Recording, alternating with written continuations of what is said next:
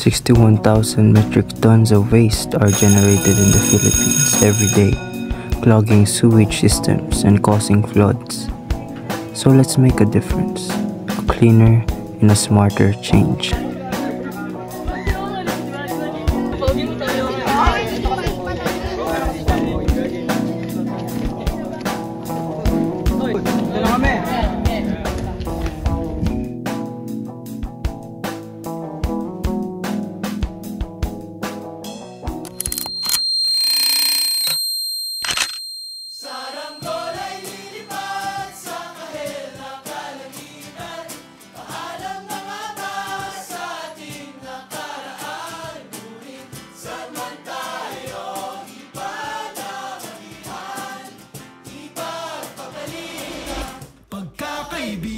Sayang, di na mabalikan ng dati.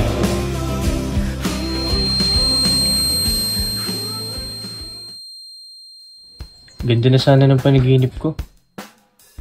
Kaso syempre, pag-aaral muna.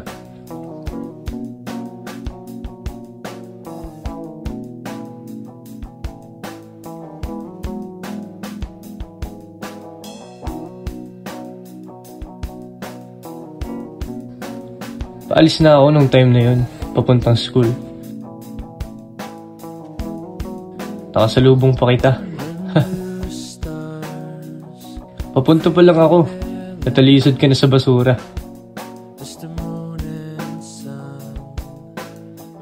Buti nga.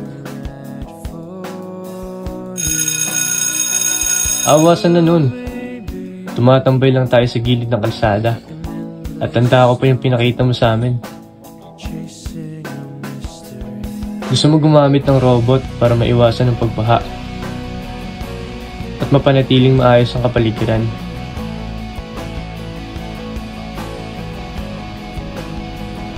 May robot na ako nun pero parang magandang isama yung idea mo.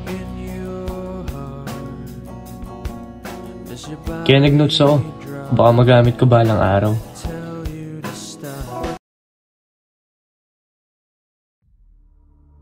May paparating na bagyo. May dalang mabigat na ulan.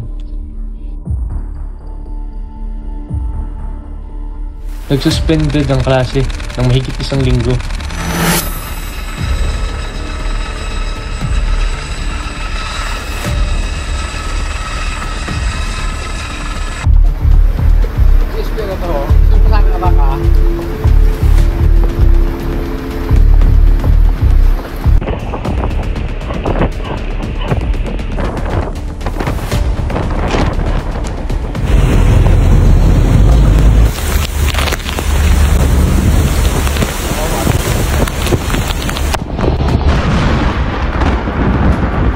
Kakaalis lang ng bagyo at mayroong di inaasang balita si Jacob.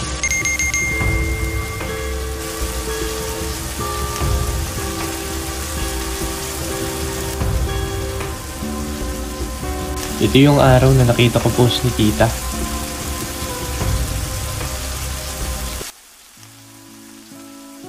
Jiro, wala ka na raw? Isang biktima sa baha.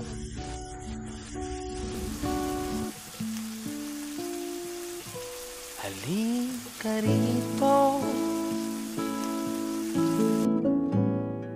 sumugal ka ng 10 Attendance tayo. Deandra? Present. Anver? Present, sir. Jacob? Jacob? Wala na naman si Jacob. Dami niya ng missed activities ah. Guys, pakiusap nga. Ating isipan.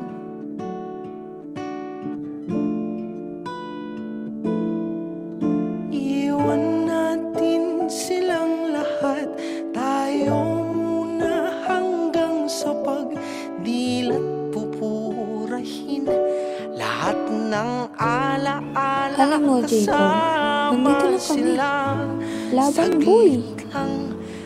Tutulungan ka namin. Kung makikita ka ni Jiro ngayon, hindi siya matutuwa sa kalagayan mo.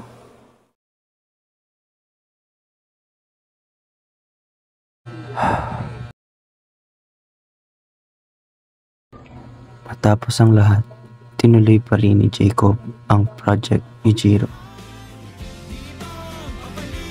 Pinakalat ko ang ideya mong bigyang solusyon ang mga basura na ang dahilan sa pagbaha at gamitin ang inobasyon para sa ikabubuti ng lahat.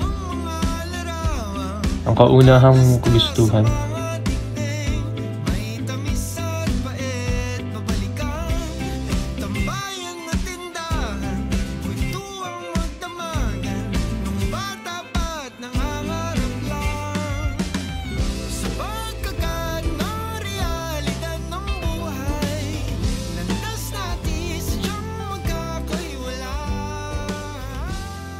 Matapos ang meeting namin tungkol sa Project Reboot, gusto kitang bisitahin.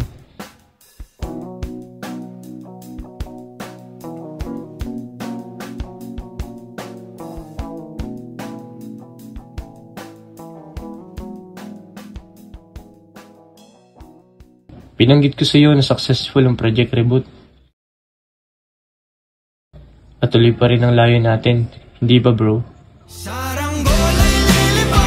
Kaya nandito ako. Tutuloy lang ang pangakong kinapitan mo.